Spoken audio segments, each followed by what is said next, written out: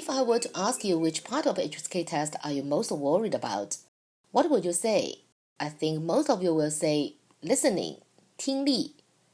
Not only in the HSK test, but also in real-world situations. Many Mandarin learners find their fear of being able to understand spoken Chinese a barrier, which makes them nervous to begin communication directly with Chinese locals. They are worried that they might hear a sentence incorrectly or fail to keep up with the speaker. Indeed, among the fundamental skills of listening, speaking, reading, and writing, listening is the weakest point for most language learners. This is because when we listen to others, the topic development, speaking speed, and expressions used are all unpredictable. My school has been offering HSK courses of all levels since 2008, and our students always pass their HSK exam first time without fear of the listening test. At the same time, they can confidently communicate face-to-face with their Chinese colleagues and friends. This is not because they are better at learning Chinese than you. Besides more practice, they also get benefit from our effective exam technique.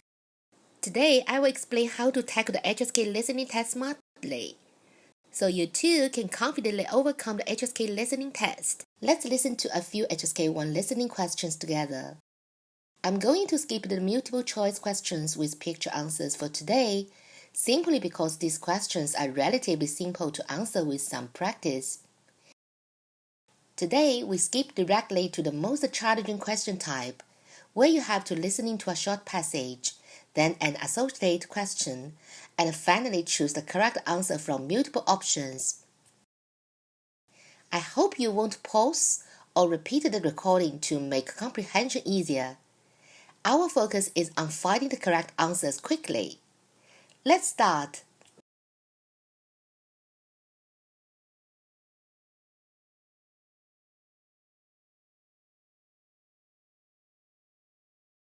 超级市场的苹果4元一斤，真贵啊！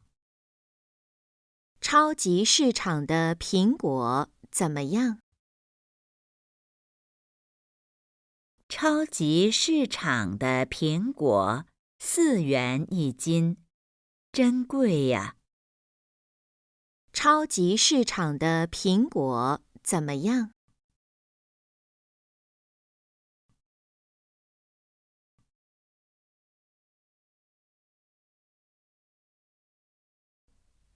我从8点开始发烧，已经烧了5个小时了。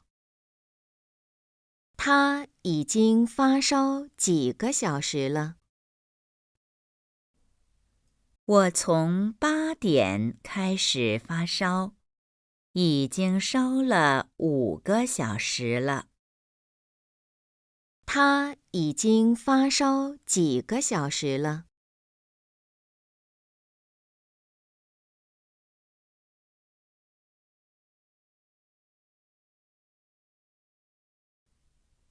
我有2辆车，一辆是新的，一辆是旧的。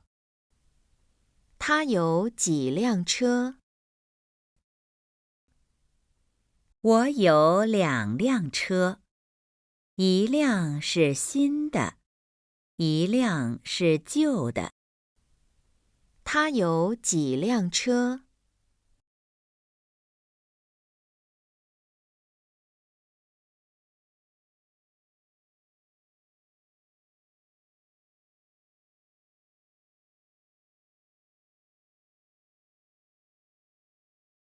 ？How is your achievement? If you did get everything right, congratulations! But even so, I hope you will still listen to my method. Then you can find the correct answer faster. This is very helpful in the exam. If you did get some questions wrong, don't worry. Let's take a look at why you failed to locate the right answer among all choices. Firstly, let's start with the ideal situation. If we would be to understand every word easily and then find the correct answer, this is the perfect situation. But as I said above, because the topic, the speed of speech, and expressions used are all unpredictable, you will be nervous, which may cause you to not understand all of what you heard. Or you may simply not know some vocabulary. Thus, you cannot find the correct answer. Now, I will teach you a special way to find the right answer in the exam when you don't fully understand everything that is said. The most important thing about this method is to be able to predict the speaker's topic, because the topic also determines which words will be used. If we already know the topic to be discussed, then we will not be so nervous, and the answer will be much easier to find. Let me talk about the first question. Before listening to the recording, let's read the three answers. 很好吃，很贵，很便宜。These words are simple, so you can quickly understand their meaning. So we can predict that the topic and the question must concern evaluating a food in terms of its price or taste. Hence, we don't really need to know what type of food is being discussed. Does this method sound a bit dangerous? You might say, Leslie, as I don't know what the question discusses, so how do I choose the right answer? Because you have read these three answer options, you can be sure that this recording must be a comment about how the food is, not what it is, so you don't need to pay special attention to what it is. At the same time, you have read the three possible answers. 很好吃，很贵，很便宜. So your ears should focus on listening out for one of these three words. As long as you hear any of them, you can choose that answer directly. 超级市场的苹果4元一斤，真贵啊！超级市场的苹果怎么样？ So, as long as we hear 真贵啊, we can choose answer B immediately. You can ignore 超级市场，苹果4元一斤. None of this detail is needed. Looking at the answer choices and then predicting the question allows your ears to focus on the keywords. So, you are no longer unprepared to listen to a long sentence or conversation. The accuracy of your choices will definitely immediately improve using this technique. Now, we check the second example. We still look at three answer options first. 3个小时4个小时5个小时 We can predict this question will discuss how long an action lasts. Now we know this, we can remind our ears to pay attention to the duration of an event in the spoken sentences. If you can do this work in advance, then you will not be nervous after hearing long sentences. 我从8点开始发烧，已经烧了5个小时了。他已经发烧几个小时了。Indeed, the sentence in this recording is a bit long. You may not understand some of the words in the expression. For example, 开始发烧，已经烧了5个小时了。Even if you don't know these words, it doesn't matter. We heard the recording say 5个小时. Then your ears are ready to judge 3个小时、4个小时 or 5个小时. So as long as we hear 5个小时, we can choose answer C right away. You may also hear the number 8点 in the recording. Why don't you need to pay attention to this? Because the three answers all are about hours, not a time 8点 or 7点. So, we again speculate on the topic and the question related to the recording based on the provided answers, thus preparing us to listen effectively. And the third example is same. We first read the three answers. 1辆、2辆、3辆. From the measure word 辆, we can guess that the topic of the recording and the question will be about the number of cars. 1辆车、2辆车 or 3辆车。我有2辆车，一辆是新的，一辆是旧的。他有几辆车？ You should be able to hear the recording said, 我有2辆车. This sentence is very simple, so you should be able to understand it. If you got lost in the following statements, it doesn't matter, because the question is, 他有几辆车? What you heard is enough. You can choose answer B without hesitation.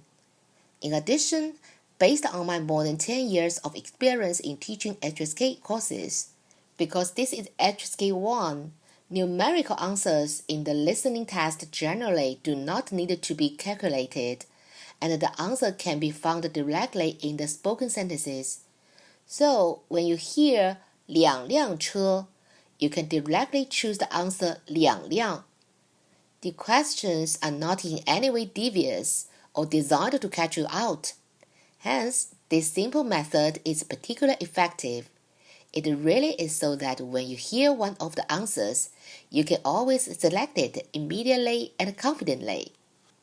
So, as we have discussed, an effective way to quickly choose the correct answers in the HSK listening test is to read the provided answers first, then predict the topic and the question based on the possible answers.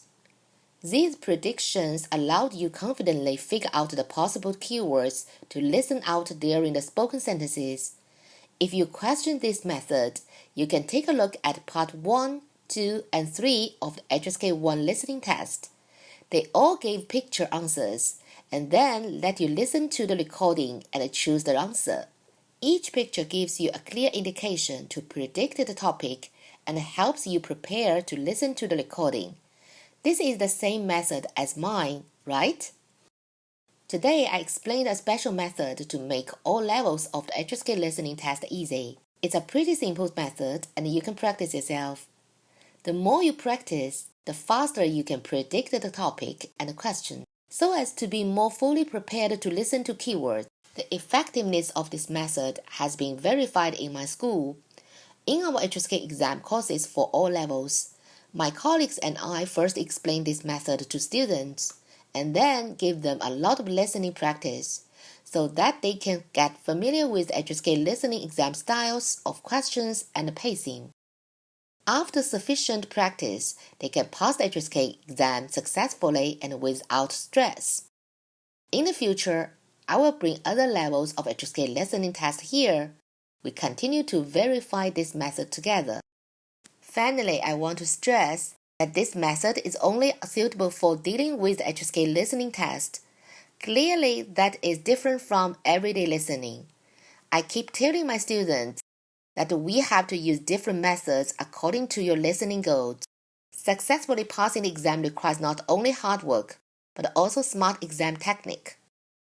Of course, in daily communication, we have no provided answers, nor can we predict the topics. You must be able to directly understand what you heard as much as possible. This requires other methods to train your listening, and I will share my successful experience in the future.